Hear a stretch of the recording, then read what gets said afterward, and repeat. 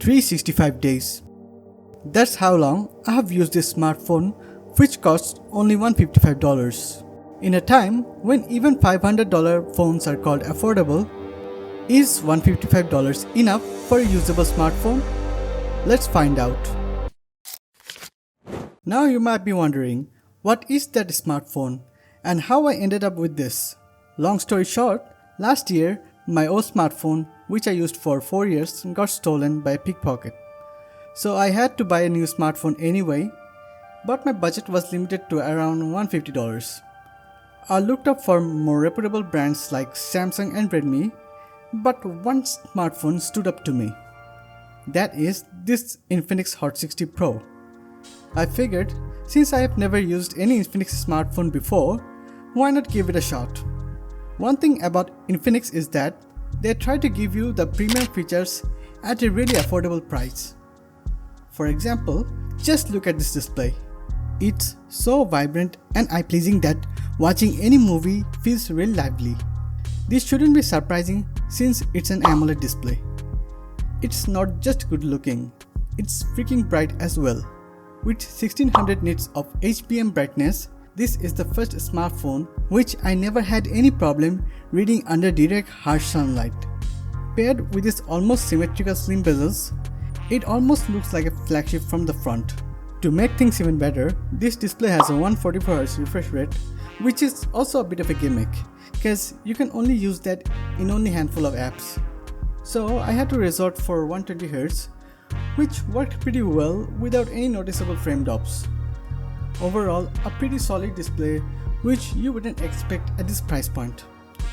Almost forgot to mention that this display has an under-display fingerprint scanner, which itself is a rarity at this price point, but surprisingly, it's pretty responsive for the most part, working 90% of the time flawlessly.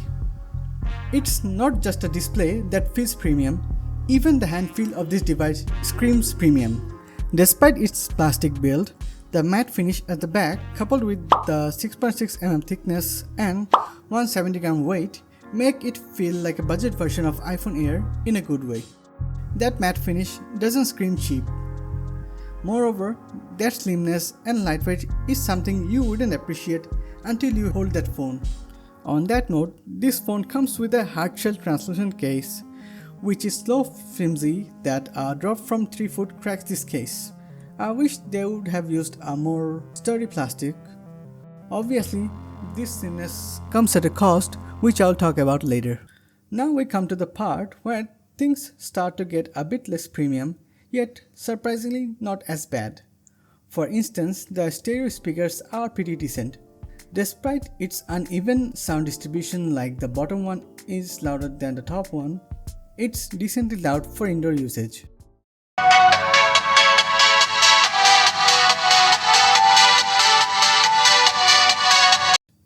So is the performance. With the included MediaTek Helio G200 chip under the hood, it gives more than enough performance for browsing social medias. I'm not that of a gamer, but sometimes play retro stuff. This can easily push up to 3DS systems with no problem. That 8GB massive RAM mostly made this system more usable than it should have been. Multitasking with this much RAM is not an issue. Since it's a slim device, this generates some heat, especially at warm atmosphere. But it's not as bad as I thought it would be. Sure, it gets warm, but it's not that unbearable. Also, it didn't have any impact on day-to-day performance.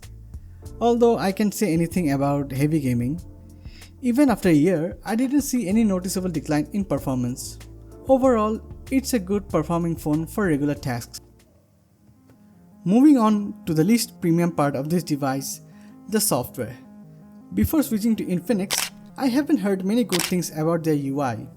With the iOS clone aesthetic and almost a dozen of bloatwares, the Android 15 based XOS 15 didn't give a good first impression. To add insult to the injury, there were some graphical glitches in the UI, including this. Even the gallery app used to crash. But fortunately, they did fix some of these issues with some software updates, which by the way also adds bloatware sometimes. Fortunately, those are removable. At least they don't give ads like Redmi devices. Speaking of updates, Infinix promised 3 years of major OS and 5 years of security update, which even its predecessor didn't get. So far, it gets security update pretty regularly. As for Android update, this phone was supposed to get Android 16 in Q3 of this year. Well, the first month of Q3 has already passed and no signs of update. I guess this might be the last Android phone to get the Android 16 update. On its current form, it has typical quirks like magic eraser, image extender, fake dynamic island, and its Folex AI assistant, which by the way is pretty useless to me. On that note, I actually hate the position of the AI button as I frequently press that button instead of power button accidentally. At least it lets you remap for the double press.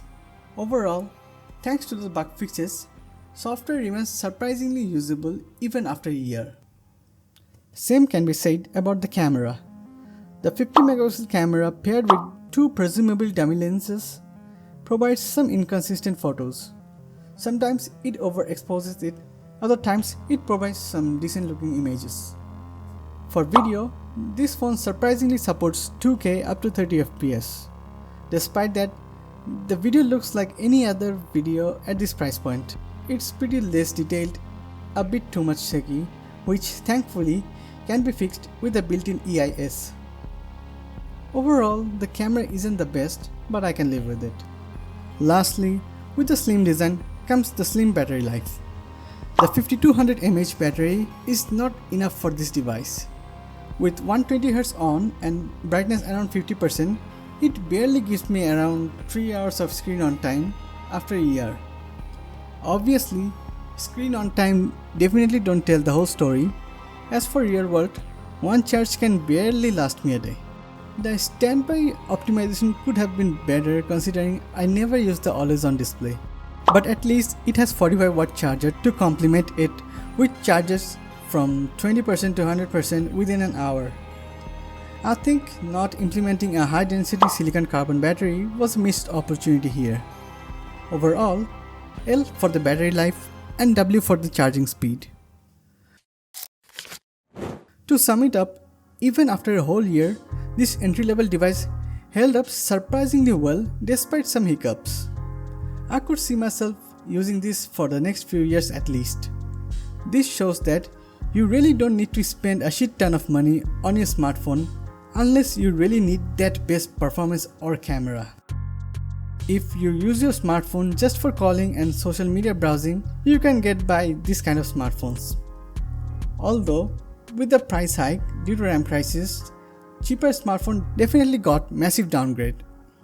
The best choice now is to stick to your current one as long as you can.